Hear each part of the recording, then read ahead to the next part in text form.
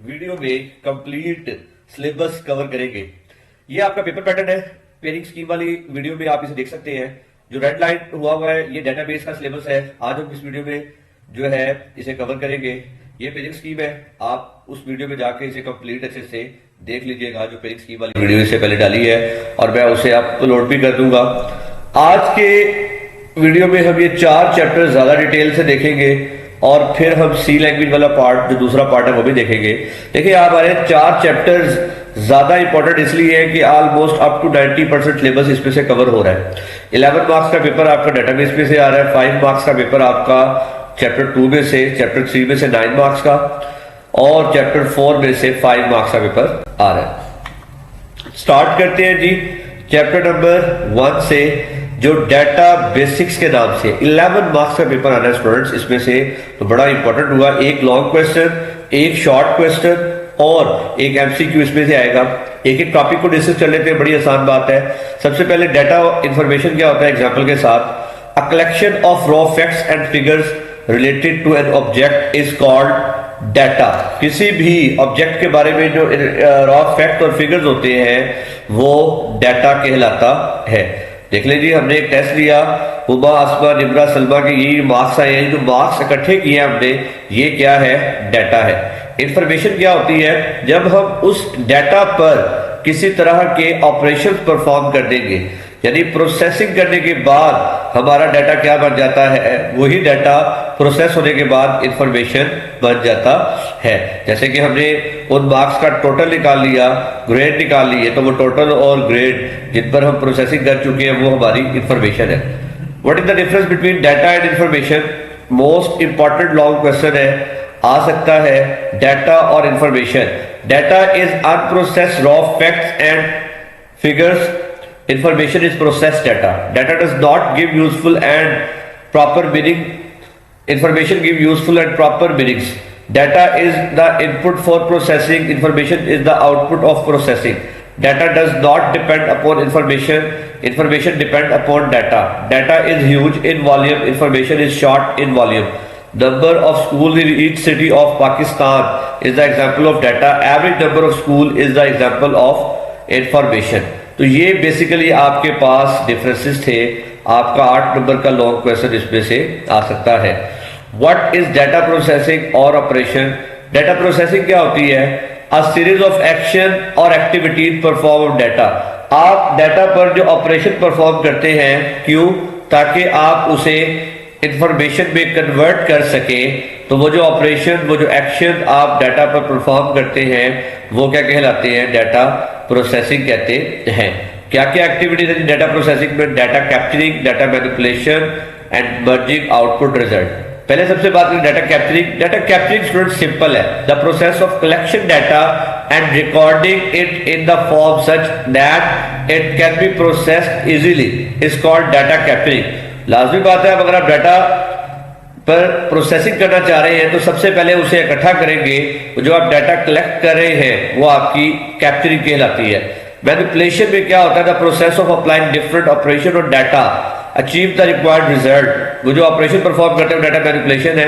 कौन कौन से ऑपरेशन परफॉर्म करते हैं? क्लासिफाइंग करते हैं, कैलकुलेशन करते हैं, सॉर्टिंग करते हैं, समराइजिंग करते हैं।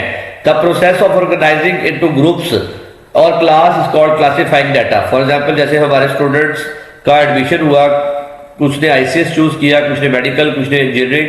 हमने अलग अलग ग्रुप्स, अलग अलग क्लासेस में उन्हें डिवाइड कर दिया।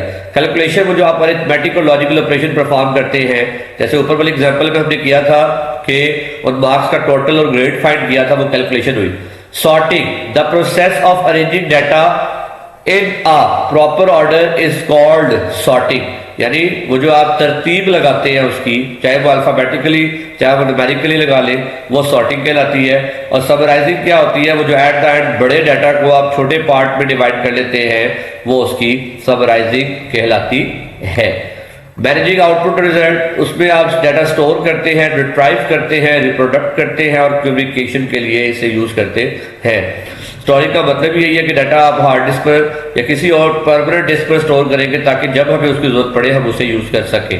रिट्राइव का मतलब होता है एक्सेस करना, वन क्लिक एक्सेस होना चाहिए।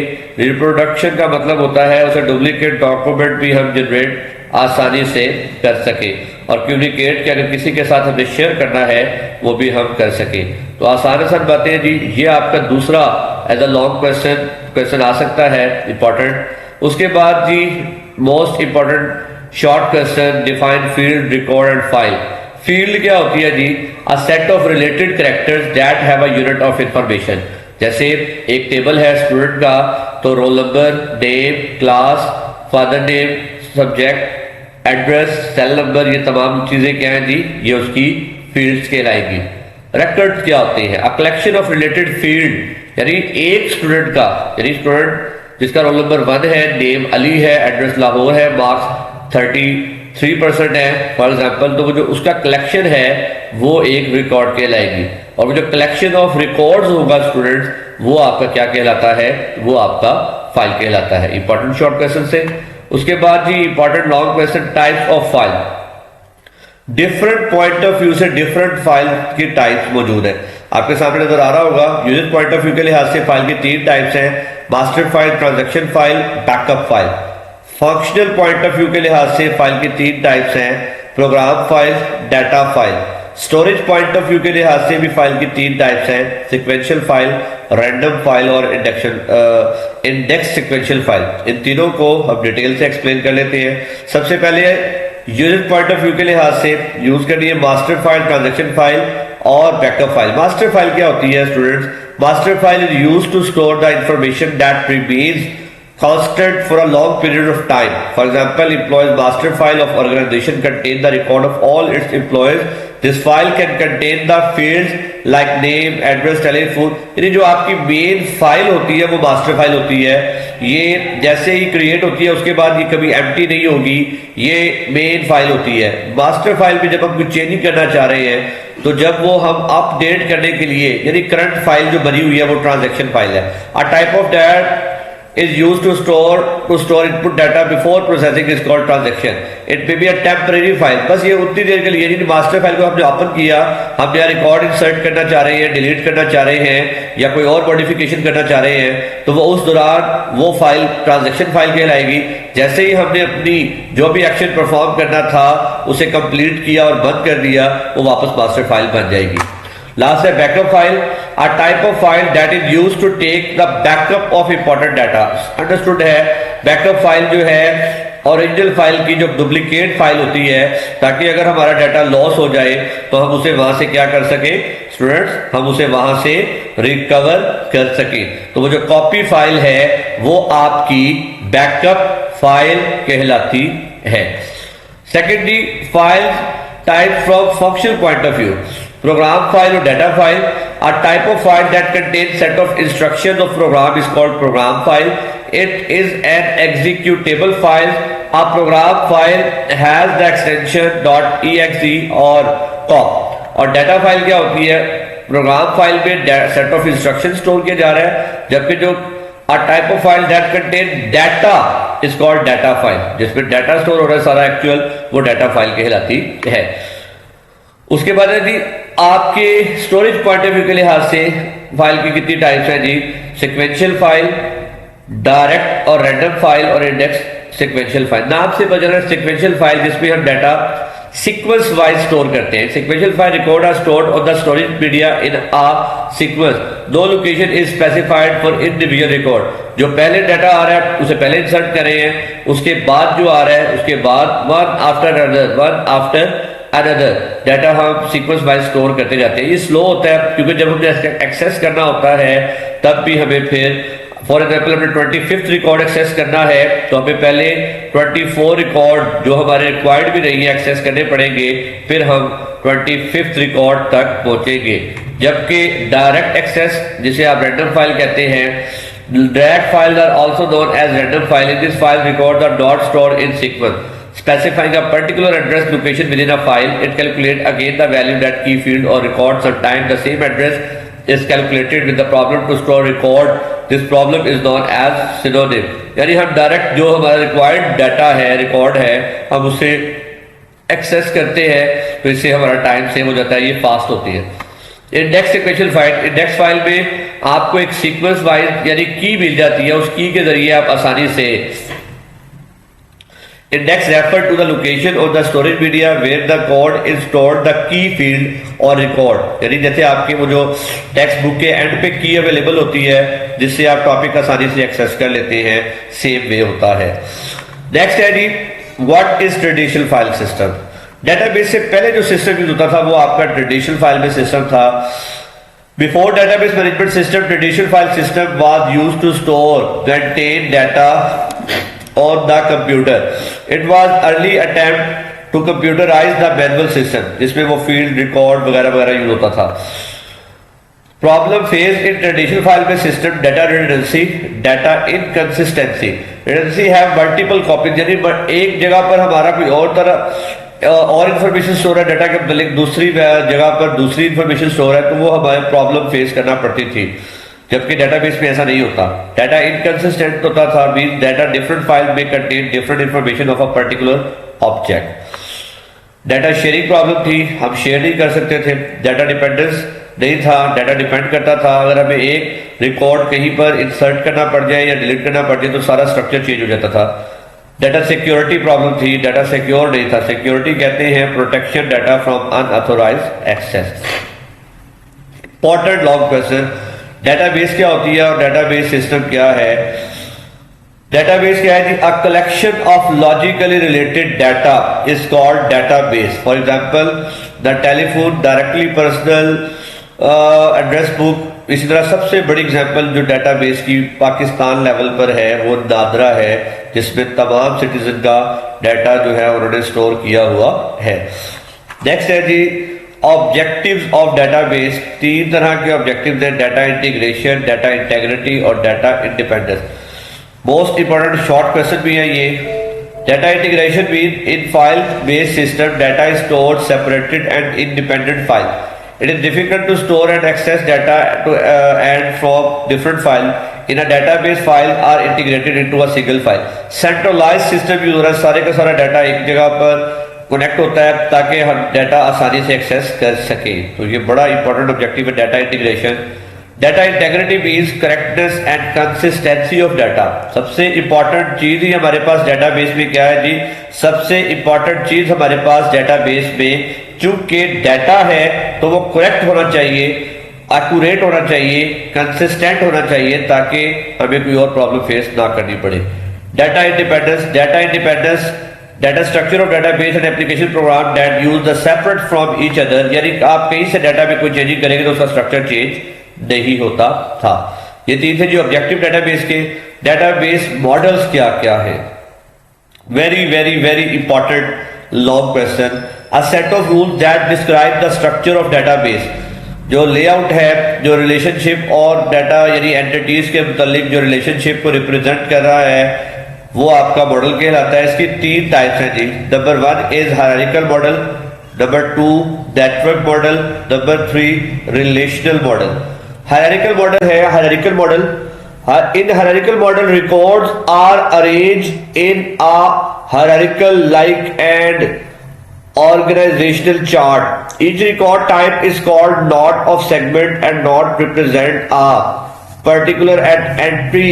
The topmost node is called root. यानी देखिए इसमें क्या होता है, एक ऑर्गेनाइजेशनल चार्ट की तरह वर्क कर रहा होता है। जो आपकी मेन नोड होती है जहां से वो स्टार्ट हो रहा है, जैसे नीचे एग्जांपल में आपको नजर आ रहा होगा कॉलेज जो है वो रूट नोड है जो बेसिकली पेरेंट नोड है डिपार्टमेंट और इंफ्रास्ट्रक्चर के लिए, जबकि ये जो डिपार्टमेंट है वो कॉलेज के लिए तो चाइल्ड नोड है, लेकिन कोर्स टीचर्स और स्टूडेंट्स के लिए क्या है, पेरेंट नोड है। और टीचर कोर्स और स्टूडेंट्स डिपार्टमेंट के लिए चाइल्ड नोड है, लेकिन कोर्स थ्योरी और लैब्स के लिए क्या है जी, as a parent node behave करता है।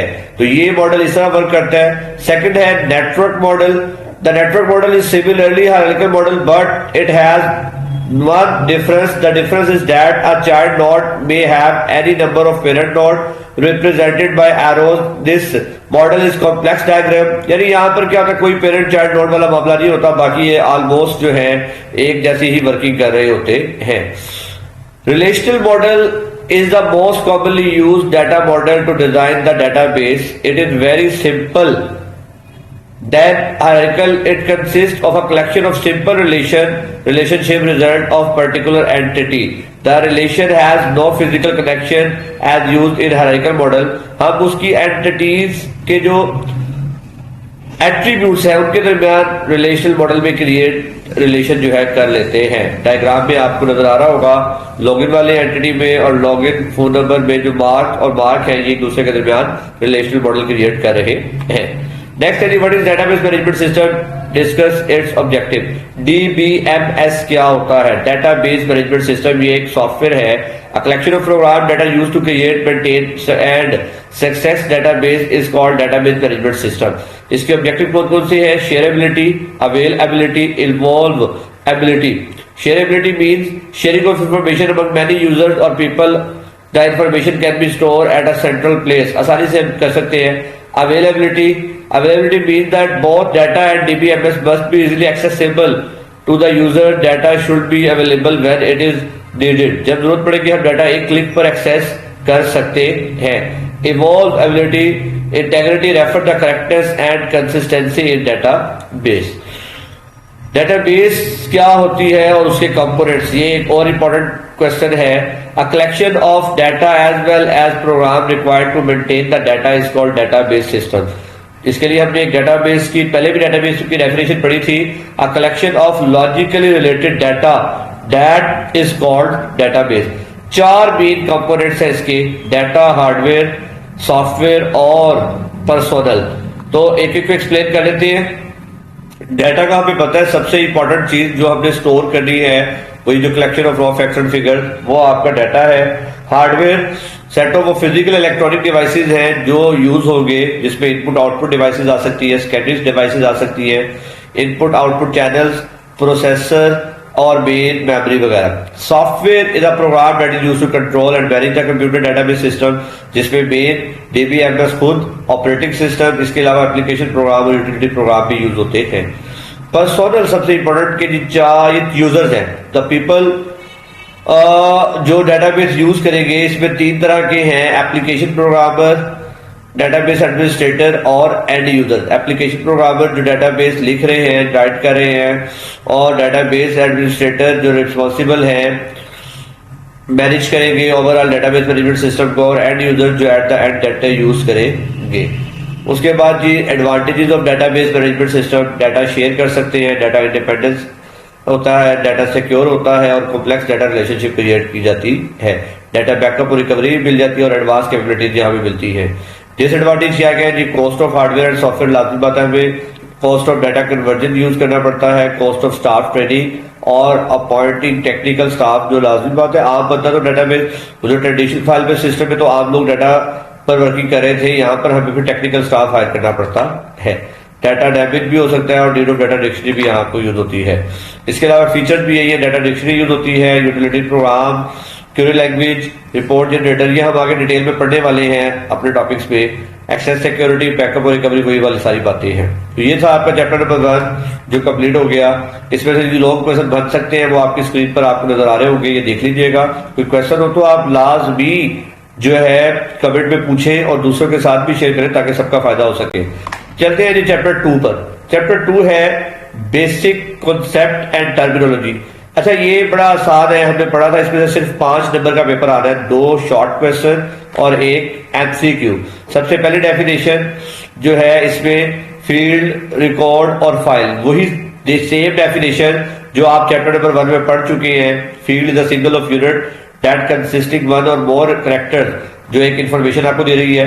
रिकॉर्ड जो रिलेटेड डाटा फील्ड्स का कलेक्शन है वो रिकॉर्ड है, और फाइल जो रिलेटेड रिकॉर्ड्स का कलेक्शन है वो एक फाइल कहलाती है।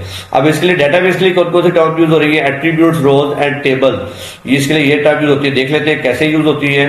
देख ले, वहां जो हम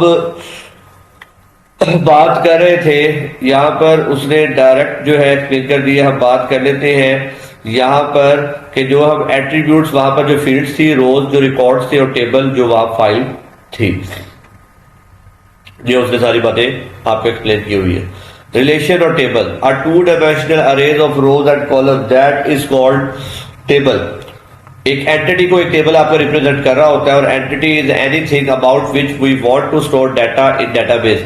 आप जिस चीज के मुतालिक भी डाटा स्टोर करना चाह रहे हैं, आपने कॉलेज की डाटाबेस बनाई, कॉलेज की डाटाबेस में स्टूडेंट एक एंटिटी है, टीचर एक एंटिटी है, प्रिंसिपल एक एंटिटी, जिस चीज के मुतालिक भी आप डाटा स्टोर करना चाह रहे हैं। इसकी प्रॉपर्टीज कौन कौन सी है? देखिए पहला टेबल आपको स्क्रीन पर नजर आ रहा होगा, जिसमें स्टूडेंट का टेबल है, student number, student name, gender, इसी तरह बर्थ डेट और इसी तरह एड्रेस, टेलीफोन नंबर, ये सारी उसकी एट्रीब्यूट्स हैं। जबकि एक पूरे जो कलेक्शन ऑफ एट्रीब्यूट्स है, ये एक रिकॉर्ड है और ये पूरा एक टेबल है। प्रॉपर्टीज कौन कौन सी है? दो डुप्लीकेट रोज एग्जिस्ट, यानी सेम दो रोज एक टेबल में एग्जिस्ट नहीं कर सकती। इसी तरह the order of row is insignificant, the order of column is insignificant, column attributes are the elemental और एटॉमिक। ये जी आपके पास चारों प्रॉपर्टीज है। दो सेम रिकॉर्ड एक टेबल में नहीं आ सकते, उसकी कम से कम एक एट्रीब्यूट लास्ट भी डिफरेंट होगी। इनसिग्निफिकेंट का मतलब होता है नॉट नेसेसरी, जो उसकी तरतीब है ना ऑर्डर की, जो ना रोज की और ना ही कॉलम की जरूरी नहीं होती, उसका ऑर्डर जरूरी नहीं होता। और लास्ट है कॉलम एट्रीब्यूट्स, जो एट्रीब्यूट्स हैं आप उसमें एक वैल्यू, यानी फॉर एग्जांपल एक स्टूडेंट है, सेल नंबर में उसके दो फोन नंबर है, दो फोन नंबर एक सेल में नहीं आएंगे, बल्कि उसके लिए हमें दो कॉलम या दो रोज जो है जनरेट करनी पड़ेगी। बाकी एट्रीब्यूट उसके सेम होंगे, लेकिन ये वाले दोनों अलग अलग में आएंगे। व्यूज क्या होते हैं? Most important short question. Views are created by using SQL. SQL stands for structure query language, which is power database language used for data definition and data manipulation. The purpose of using views is purely to keep the data safe and secure. View का मतलब यह है कि हम सारी की सारी fields किसी स्टूडेंट की डिस्प्ले नहीं कराना चाह रहे, तो फिर व्यू के जरिए हम लिमिटेड जो अपने अकॉर्डिंग टू कंडीशन जनरेट कर लेंगे व्यू। क्रिएट व्यू, जिस नाम से भी आप क्रिएट करना चाहते हैं, कौन कौन से सिलेक्ट करना है आपने, फील्ड शो करवाना चाह रहे हैं किस टेबल में से, और कोई कंडीशन लगा रही है तो वो भी आप लगा सकते हैं। मोस्ट इंपॉर्टेंट शॉर्ट क्वेश्चन है, यूजर जो है आपने इसे लाजमी कर लेना है। Indexes another most important short question, क्योंकि इसमें से आधी शॉर्ट क्वेश्चन है तो आपने इसे उसी तरह तैयार करना है। It is another table created by system developer, the key attribute of table for which the index is created. वो आपने पढ़ा था, इंडेक्सेस जो है की होती हैं जो आपको डाटा फाइंड करने के लिए, एक्सेस करने के लिए आसानी पैदा करती है। व्हाट इज की? ये सारी कीज जो है आपके पास, की बेसिकली जो भी आपने एट्रीब्यूट पढ़ा, देखिए आप मेरे पास आए सर मुझे एक स्टूडेंट का डाटा निकाल दे, तो मैं आपसे उसके रिलेटेड कोई ना कोई एट्रीब्यूट पूछूंगा, उसका नाम क्या है, उसका रोल नंबर क्या है, उसकी क्लास क्या है, कुछ भी। वो जो एट्रीब्यूट है या कॉम्बिनेशन ऑफ एट्रीब्यूट क्या कहलाता है, वो एट्रीब्यूट या कॉम्बिनेशन ऑफ एट्रीब्यूट की कहलाता है। की वही काम जो एक्सेस करने के लिए, जैसे सिंपल की जो है लॉक ओपन करने के लिए यूज होती है, इस तरह जब हम की जो एट्रीब्यूट जो डाटा एक्सेस करने के लिए इस्तेमाल कर रहे हैं वो की है। ये एक एग्जांपल है, और ये सारी की सारी जो टाइप्स ऑफ कीज मौजूद हैं, प्राइमरी की, कैंडिडेट की, सेकेंडरी की, कंपोजिट की, शॉर्ट की और फॉरेन की, जो आप पढ़ेंगे और शॉर्ट क्वेश्चन के लिहाज से तमाम की तमाम इंपॉर्टेंट है। सबसे इंपॉर्टेंट जो आपके पास की होती है प्राइमरी की होती है। पहले कैंडिडेट की, सब it is unclear which field to select as a primary key, यानी कैंडिडेट का मतलब ऐसे उम्मीदवार होता है। कैंडिडेट की एक से ज्यादा की जो आपके जो है टेबल को रिप्रेजेंट कर रही है वो आपकी क्या है जी, कैंडिडेट की। उनमें से किसी एक की को हम क्या बनाते हैं, प्राइमरी की। और सबसे इंपॉर्टेंट की, आप कोई टेबल प्राइमरी की के बगैर बनाते ही नहीं है, क्योंकि प्राइमरी की एक टेबल के अंदर एक रिकॉर्ड को यूनिकली आइडेंटिफाई कर रही होती है। प्राइमरी की कभी भी सेम ही होगी, कभी भी मैच नहीं कर सकती। In the relation the attribute or combination of attribute that uniquely identify a row or record patient number in the attribute that uniquely identify the each patient and thus can be used as a primary key। ये जो ऊपर हमने example की थी, इसमें ये जो patient number था ये कभी मैच नहीं होगा। पॉसिबल है हमारे पास दो एक का नाम की पेशेंट आ गए, दोनों आबिद आ गए, उनका जो है फोन कोड भी सेम है, लोकेशन भी हो सकता है, लेकिन एक एट्रीब्यूट ऐसा लाजमी होगा जो सेम नहीं हो सकता, वो आपकी प्राइमरी की कहलाएगी। वो आपकी क्या कहलाएगी, प्राइमरी की। प्राइमरी की के अलावा जितनी भी कीज है तब डाटा एक्सेस करने के लिए इस्तेमाल कर रहे होते हैं। A secondary key is a non key field that is used to secondary key, जिसे आप नॉन की एट्रीब्यूट भी कहते हैं, वो आपकी प्राइमरी की के अलावा जितनी कीज है नॉन की एट्रीब्यूट से सेकेंडरी की कहते हैं। कंपोजिट की क्या होती है जी, the key consist of two or more elements, यानी जो एक से ज्यादा एट्रीब्यूट्स पर डिपेंड कर रहे हैं, वो आपकी कंपोजिट की कहलाती है। सॉर्ट की अगर आप किसी की को अरेंजमेंट के लिए यूज कर रहे हैं, जैसे नेम को ही कर ले, फादर नेम को कर ले, रोल नंबर को कर ले, आप अरेंजमेंट के लिए वो आपकी सॉर्ट की कहलाती है। लास्ट है फॉरेन की, एक ऐसा नॉन की एट्रीब्यूट आपके टेबल का जो किसी दूसरे टेबल की प्राइमरी की हो, यदि प्राइमरी की से मैच करता हो तो वो आपकी फॉरेन की कहलाती है। ये भी 3 इंपॉर्टेंट शॉर्ट क्वेश्चन है, यूजर, डाटा एडमिनिस्ट्रेशन और थर्ड है आपके पास डेटाबेस एडमिनिस्ट्रेटर। पहले हम डिस्कस कर लेते हैं user eight the and user जो होते हैं, जो डेटाबेस यूज करेंगे। देखिए मैं एग्जांपल देता हूं तो डाटा एडमिनिस्ट्रेटर कौन है। फॉर एग्जांपल आप किसी इंस्टीट्यूट के ऑनर हैं और आप अपने इंस्टीट्यूट के लिए डेटाबेस क्रिएट करना चाह रहे हैं। डाटा सारा का सारा आपको पता है कि क्या डाटा क्रिएट करना है, कैसे रिलेशनशिप क्या आप चाहते हैं, तो आप डाटा एडमिनिस्ट्रेटर है। डेटाबेस एडमिनिस्ट्रेटर रिस्पॉन्सिबल है, उसे डिजाइन करेगा, इंप्लीमेंटेशन करेगा, ऑपरेशन मैनेज करेगा और सारा कुछ जो क्रिएट करके देगा वो डेटाबेस एडमिनिस्ट्रेटर है। और जो आपके एम्प्लॉय हैं जो एट द एंड से यूज करेंगे वो एंड यूजर्स कहलाएंगे। तो ये था आपका बड़ा आसान सा चैप्टर नंबर 2 शॉर्ट क्वेश्चन के लिहाज से इंपॉर्टेंट है। नंबर 3, चैप्टर नंबर 3 आपका डाटा डिजाइन प्रोसेस का नाम से है। स्टूडेंट्स इससे भी एक लॉन्ग क्वेश्चन और एक एमसीक्यू 9 नंबर का पेपर इससे बड़ा आसान है।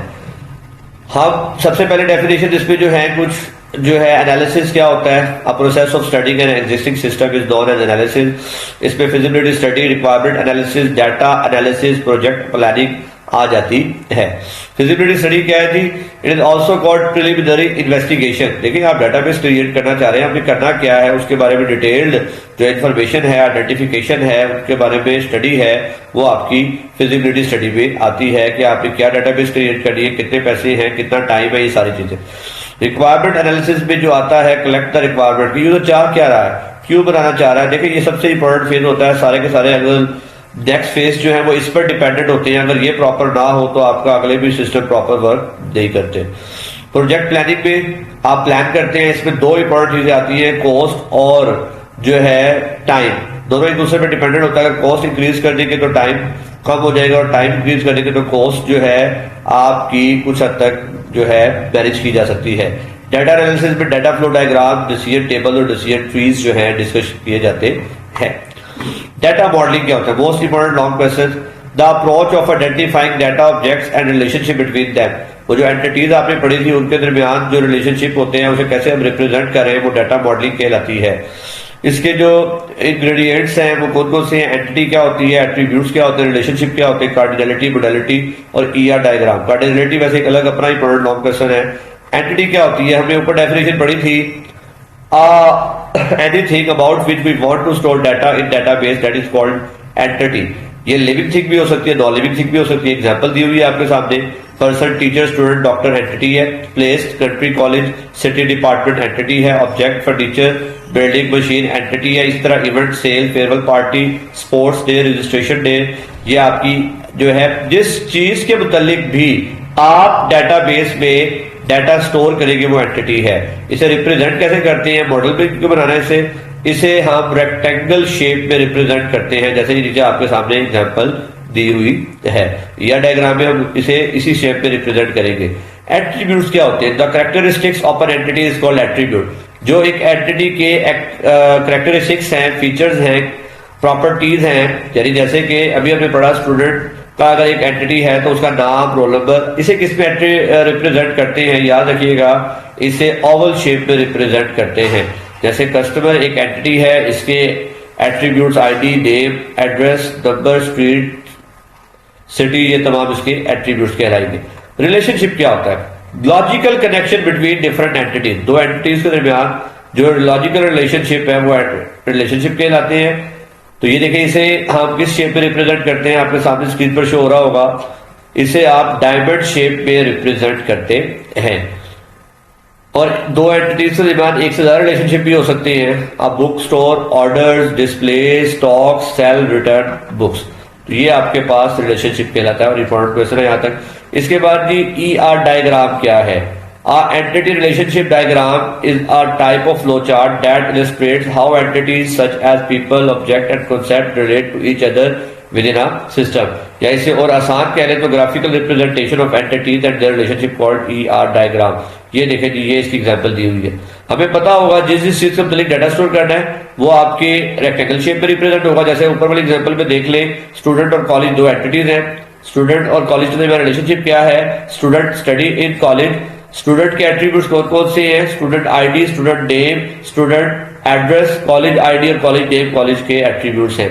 और नीचे थोड़ा सा उसने और इंक्रीज किया हुआ है, यानी आपके एक और बड़ी डाटाबेस या डायग्राम बनाई हुई है, तो ये भी आपने देख लेनी है। कार्डिनलिटी क्या होती है, दो एंटिटीज की जो अक्रंस हैं या इंस्टेंस हैं उनके दरमियान जो रिलेशन है, the number of entity occurrences of first entity is related with one or more occurrences of second entity is known as cardinality. बड़ा क्वेश्चन कि सर अक्रंस क्या होता है या इंस्टेंस जो आप वर्ड यूज करेंगे क्या होती है। देखिए बड़ी सिंपल सी बात ये है, एक टेबल में जितने नंबर ऑफ रिकॉर्ड्स स्टोर हो रहे हैं वो उसके नंबर्स ऑफ इंस्टेंस कहलाती है। बात समझ रही है आपको। फॉर एग्जांपल एक स्टूडेंट है का टेबल है तो उसमें हमने 15 स्टूडेंट्स का रिकॉर्ड रखा हुआ है तो उसके नंबर ऑफ इंस्टेंस कहती है 15 है। और एक स्टूडेंट का टेबल है जिसमें हमने 50 स्टूडेंट्स का रिकॉर्ड रखा हुआ है तो उसकी अक्रंस कितनी है, 50 है। इसकी डिफरेंट टाइप होती है, इसे टाइप्स ऑफ रिलेशनशिप भी कहते हैं, 1 to 1, many to many, 1 to many, recursive और नन। ये देखें जी, ये उसने शो करवाया हुआ है। 1 to 1 में क्या होता है कि एक एंटिटी के सिर्फ एक इंस्टेंस दूसरे एंटिटी के सिर्फ एक इंस्टेंस के साथ जो है रिलेटेड होती है। 1 to मैनी में एक एंटिटी की एक इंस्टेंस जबकि दूसरी एंटिटी की मैनी इंस्टेंस के साथ। जैसे 1 to 1 की एग्जांपल कंट्री और कैपिटल है, 1 to मैनी की एग्जांपल कंट्री और सिटीज है। और 1 to 1 के बाद जी आपके पास जो है मैनी टू मैनी में many students study with many students. इसी तरह रिकर्सिव का मतलब होता है एक एंटिटी का अपनी एंटिटी से जो रिलेशन होता है, और नन का मतलब होता है कि दो एंटिटी के दरमियान कोई रिलेशनशिप नहीं है। इसके लिए मैं एक अलग से वीडियो बनाऊंगा जो आपको अलग डिटेल में डिस्प्ले करवा दूंगा। उसके बाद है जी मोडालिटी क्या होती है। Modality define the nature of the relationship that whether it is optional और मैंडेटरी, यानी दो एंटिटीज जो एक मॉडल में क्रिएट हुई हुई हैं उनमें से कौन सी मैंडेटरी है और कौन सी ऑप्शनल है। जैसे कि ये देखें जी, कार्डिनलिटी और मोडालिटी की दोनों की एग्जांपल है कस्टमर और ऑर्डर। कस्टमर जो है मैंडेटरी है और ऑर्डर लाजमी बात है, कस्टमर होगा तभी तो ऑर्डर जो है किया जाएगा। और 1 to मैनी है, एक कस्टमर मैनी ऑर्डर कर सकता है। ये आपकी कार्डिनलिटी और दोनों मोडालिटी की एग्जांपल दी हुई है। नेक्स्ट है जी ER डायग्राम, वो आपने पहले डिफाइन कर लिया, अ graphical representation of entities and their relationship that is called ER diagram. Next database design process, most important long question, the major objective of database design to map। इसमें से आपको दो long question मिलेंगे, logical database design और physical database design में दो long question आपको मिलने हैं। आप एक डेटाबेस क्रिएट करना चाह रहे हैं तो ये 5 स्टेप्स होते हैं। प्लानिंग, सबसे पहले आप उसे प्लान करेंगे, आइडेंटिफाई करेंगे, एनालिसिस में आप डिटेल डिस्कशन करेंगे। लॉजिकल डेटाबेस में वो जो आपने ऊपर कंसेप्चुअल मॉडल बनाया उसे स्ट्रक्चर मॉडल में कन्वर्ट करेंगे। फिजिकल डेटाबेस डिजाइन में आप उसे रिप्रेजेंट करेंगे और इम्प्लीमेंटेशन में आप उसे यूज करने लग जाएंगे। तो ये थे आपके पास 5 स्टेप, एक्सप्लेन कर लेते हैं। डेटाबेस डिजाइन ही ये दो अलग लोग हैं जी, लॉजिकल डेटाबेस डिजाइन अलग है, फिजिकल डेटाबेस डिजाइन अलग है। बल्कि फिजिकल डेटाबेस डिजाइन में एक अलग और भी बनता होता है। लॉजिकल डेटाबेस डिजाइन सबसे इंपॉर्टेंट लॉन्ग क्वेश्चन है, सबसे पहले हम उसे डिस्कस कर लेते हैं। लॉजिकल डेटाबेस डिजाइन क्या होता है, the complete description of data and definition of data to be stored in database and also discuss the structure of data, type of data and all rules to be implemented in database is called logical database design. Logical database design has several components, represent entities, represent relationship, word the relation, normalize the relation. आप क्या database में सबसे important term ही क्या होती है, आपके पास entities. ये देखें जी, ये चारों हमने एक्सप्लेन किए, एक ही स्लाइड पे मैंने एडजस्ट किया इसे ताकि ये लॉन्ग क्वेश्चन यहाँ तक आपका पूरा हो जाए। आपको पता है सबसे इंपॉर्टेंट टर्म ही एंटिटी है, जिस चीज के मुतालिक आपने डेटाबेस में डाटा स्टोर करना है। तो आप जो जो चीजें स्टोर कर, जिस चीज से मुतालिक डाटा स्टोर करना चाहते हैं, आप एंटिटीज के बारे में बताएंगे। फिर उनके दरमियान आपने क्या लॉजिकल कनेक्शन रखना है, वो रिलेशनशिप है, तो आप यहाँ उसे भी डिस्कस करेंगे। फिर अगर ऐसे दो एंटिटीज आपने बना दी जो एक जैसे एट्रीब्यूट्स रखते हैं तो आप उन्हें क्या कर देते हैं, मर्ज। मर्ज का मतलब भी क्या होता है, मर्ज का मतलब ही इकट्ठा कर देना होता है। Two or more relation representing same entities are called redundant relation. Redundant relation merge into one relation. Normalize relation में क्या करते हैं आप, जो एरर्स होती है, जो प्रॉब्लम होती है उन्हें अवॉइड करते हैं, यानी एक आप कॉम्प्लेक्स डेटाबेस को सिंपल डेटाबेस में ले आते हैं। जैसे वो आप लैंग्वेज के अंदर डिबगिंग करते थे, यहाँ आप नॉर्मलाइज करते हैं टेबल को। तो यहां तक आपका एक कंप्लीट लॉन्ग क्वेश्चन था। Next, database physical design, the process of converting logical database design into proper database system using database management system and store it on secondary devices. इसमें 3 इनपुट्स होती है मेन। लॉजिकल डेटाबेस स्ट्रक्चर जो आपने create किया इससे पहले step पे, user processing requirements क्या हैं और उसके कैरेक्टरिस्टिक्स क्या क्या हैं, किस किस चीज को वो सपोर्ट भी कर सकता है। कंपोनेंट कौन कौन से हैं जी? Data volume and user analysis, data distribution strategy, file organization, indexing, integrity constraint. अच्छा, मैंने आपको बताया था लॉजिकल डेटाबेस एक अलग लॉन्ग है, लेकिन ये कंप्लीट नहीं आता।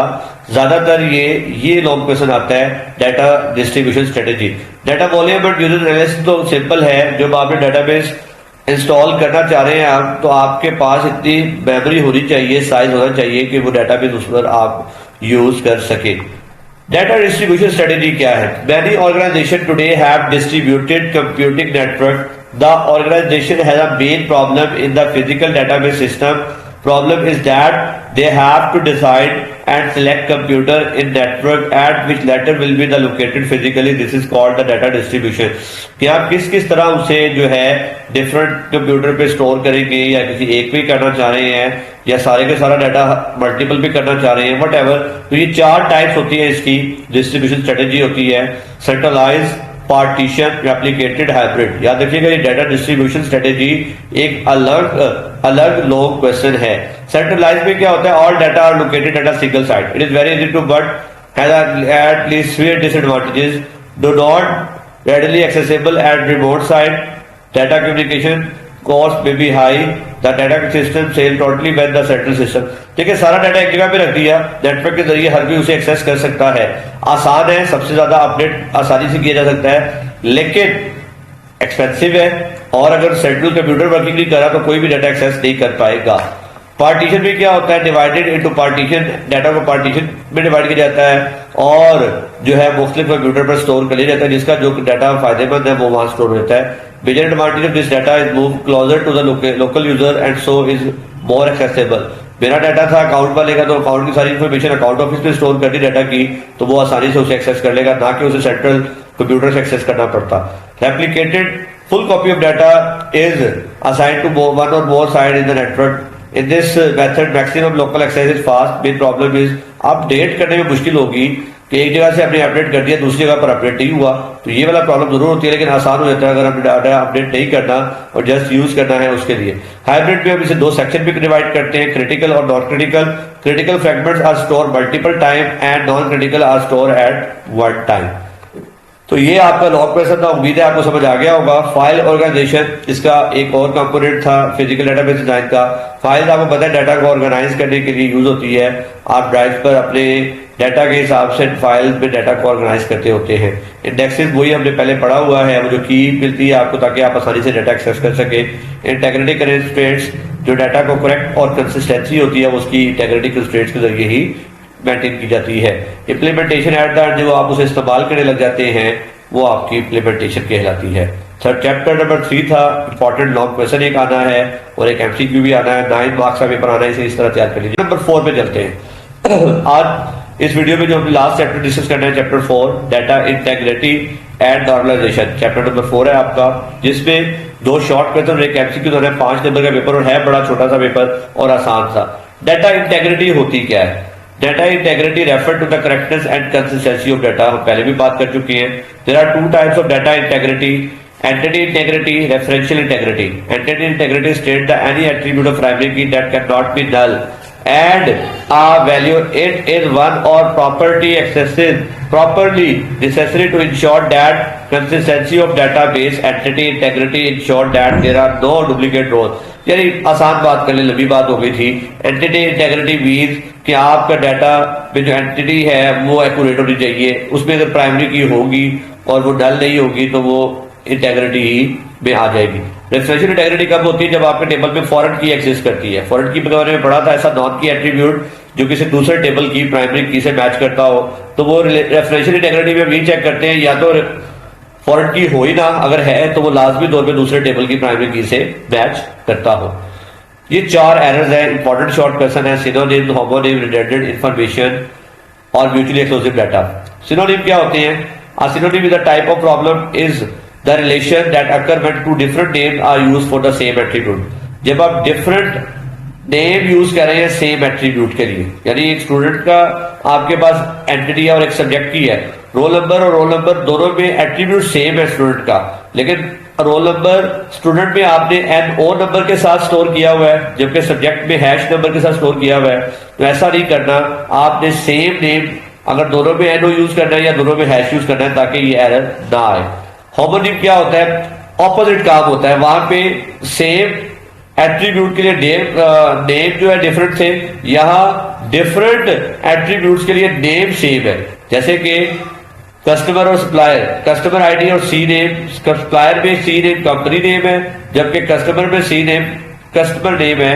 तो ये आपने यहां पर ऐसा अगर करेंगे तो ये भी एक प्रॉब्लम है। हमें कैसे पता चलेगा हम सी नेम कंपनी नेम चूज करना चाह रहे हैं या कस्टमर नेम? तो ये भी आपकी एरर जो है होमोनिम कहलाती है। Redundant information is a type of problem in the relation that occur when the same information is unnecessarily stored। यानी दो एक ऐसा ही एट्रीब्यूट नया स्टोर कर दिया जो जरूरत में नहीं है, उससे पहले एक एट्रीब्यूट जिससे वो इन्फॉर्मेशन मिल रही है, जैसे एज और डेट ऑफ बर्थ। क्या अगर हमें डेट ऑफ बर्थ पता हो तो हम एज फाइंड नहीं कर सकते? तो ऐसा डबल एट्रीब्यूट जब आप यूज करेंगे जो अननेसेसरी है वो आपकी रिडंडेंट इन्फॉर्मेशन कहलाएगी। Mutually exclusive data occur when values are express yes or no, यानी कि एक का आंसर दो आंसर यस नहीं हो सकते, दोनों आंसर सेम नहीं हो सकते, ऐसे एट्रीब्यूट स्टोर कर दें। जैसे मैरिड और सिंगल, अगर आप मैरिड पे यस करेंगे तो 100% सिंगल वाले एट्रीब्यूट पे क्या करना पड़ेगा? नो। या अंडरस्टूड है? तो ऐसे इंफॉर्मेशन जो हम कलेक्ट कर रहे हैं तो ये म्यूचुअली एक्सक्लूसिव डाटा कहलाती है। ये शॉर्ट क्वेश्चन थे 4 आपके। देन अनोमलाइज क्या होता है? That relation that occur due to redundancy in the relation. Redundancy क्या होती है? जो डिपेंडेंसी या रिपीटेशन की वजह से होती है। जैसे इसकी 3 टाइप्स से सुन लें, जब एग्जांपल में जाएंगे तो ज्यादा अच्छे से समझ आ जाएगा। Insertion anomaly, deletion anomaly, modification anomaly, तीनों शॉर्ट क्वेश्चन के लिए से काफी इंपॉर्टेंट है। Insertion anomaly occur when new record is inserted in the relation is normally the user cannot store a fact about an entity until the has stored the additional fact about another entity। जैसे आप customer name, salesman और area, आप अगर customer Ali को insert करना चाह रहे हैं, जब तक उसे सेलमैन असाइन नहीं करेंगे तब तक ये डाटा स्टोर कर ही नहीं सकते। और इसी तरह डिलीशन भी क्या होता है? आप अगर अली को डिलीट कर देंगे तो शायद भी ऑटोमेटिकली आपको डिलीट करना पड़ेगा जो सेलमैन हमने असाइन किया था। और मॉडिफिकेशन भी क्या होता है? अगर अली सदनाबाद एरिया से मंसूरा में मूव कर गया तो हम अली को शायद के बजाय मंजूर जो है असाइन करना पड़ेगा। तो ये थी आपके पास जो है तीनों types. Last topic functional dependency और नॉर्मलाइजेशन। इंपॉर्टेंट शॉर्ट क्वेश्चन 3 इसमें से बन जाते हैं और 3 ही आपके नॉर्मलाइजेशन से बन जाते हैं। A functional dependency is relationship between 2 attributes typically between the primary key and other non key attribute. Basically जो एट्रीब्यूट्स के दरमियान रिलेशनशिप है वो आपका फंक्शनल डिपेंडेंसी कहलाती है। इसकी 3 देखे ना, आपका कोई भी roll number, name, address, birth date, तो वो तमाम के तमाम रोल नंबर यानी प्राइमरी की पर डिपेंड करने चाहिए। 3 इसकी टाइप्स है, full dependency, full functional dependency जिससे हम कहते हैं, और पार्शियल डिपेंडेंसी और transitive dependency. Full functional dependent में हमने अपने टेबल को करना होता है। A dependency is said that to full if the only if the determinant of the dependency is either a candidate key और सुपर की। ये तमाम के तमाम नॉन की एट्रीब्यूट जो एक सिंगल प्राइमरी की पर डिपेंड कर रहे हैं। पार्शियल डिपेंडेंसी में क्या होता है जी? पार्शियल डिपेंडेंसी में नॉन की एट्रीब्यूट जो है relation is dependent on a part of the primary key, यानी एक से ज्यादा प्राइमरी की पर भी डिपेंड कर रहे हैं, उसके पार्ट पर भी डिपेंड कर सकते हैं, एक से ज्यादा कीज पर डिपेंड कर रहे हैं, तो वो आपकी पार्शियल डिपेंडेंसी कहलाती है। याद रखिएगा कि नॉर्मलाइजेशन में हम पार्शियल डिपेंडेंसी रिमूव करेंगे। ट्रांजिटिव डिपेंडेंसी में नॉन की एट्रीब्यूट पर डिपेंड कर रहे हैं, यानी फॉर एग्जाम्पल वो जो हमने टेबल एग्जाम्पल की थी स्टूडेंट वाली, उसमें एक एट्रीब्यूट टीचर आईडी और टीचर नेम है। टीचर आईडी तो रोल नंबर पर डिपेंड कर रहा है, टीचर नेम टीचर आईडी पर डिपेंड कर रहा है, लेकिन दोनों नॉन की एट्रीब्यूट्स हैं। What is normalization? Normalization is a database design technique which organize table in a manner that reduce redundancy and dependency of data. ये जितनी भी हमने ऊपर एरर्स पढ़ी या जो प्रॉपर्टीज पढ़ी हमारा टेबल उसके अकॉर्डिंग होना चाहिए, ये आपको बताया हुआ है। फर्स्ट नॉर्मल फॉर्म में हम रिपीटिंग ग्रुप जो है रिमूव कर रहे हैं, सेकंड नॉर्मल फॉर्म में हम पार्शियल डिपेंडेंसी रिमूव कर रहे हैं, थर्ड नॉर्मल फॉर्म में ट्रांजिटिव डिपेंडेंसी रिमूव कर रहे हैं, और उसके बाद जो है जितनी भी एनोमलाइज वगैरह जो है वो हम रिमूव करते हैं।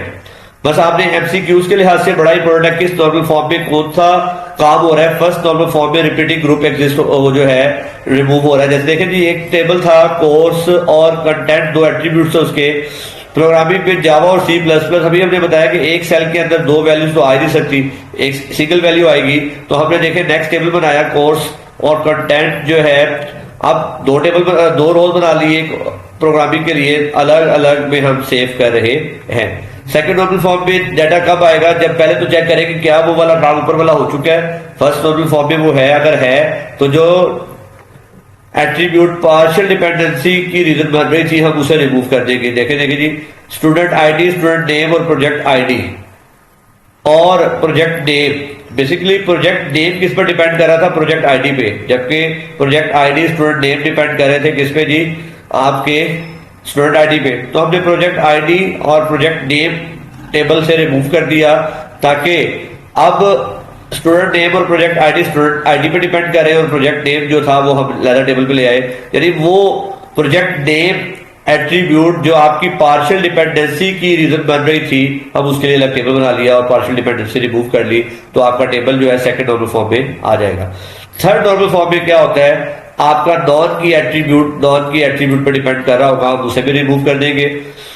Student ID, student name, city और जिप, ये आपके चार जो है एट्रीब्यूट्स हैं, जबकि स्टूडेंट नेम, सिटी और जिप स्टूडेंट आईडी पे डिपेंडेंट है।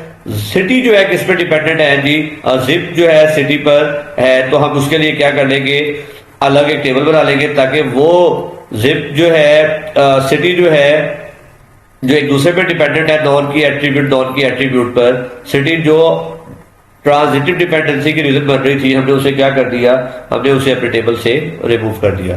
तो ये था आपका चैप्टर नंबर 3। उम्मीद है आपको ये वीडियो अच्छी लगेगी। और भी कोई क्वेश्चन हो, कोई अलग टॉपिक आपने पेज पर समझना हो, मुझे बता दें, मैं उसकी वीडियो बनाकर भी अपलोड कर दूंगा। मकसद आपका फायदा है, दूसरों के साथ लाजमी शेयर करें, कमेंट्स किया करें, लाइक किया करें और सब्सक्राइब भी करवाएं ताकि औरों का भी फायदा हो सके। Thank you so much.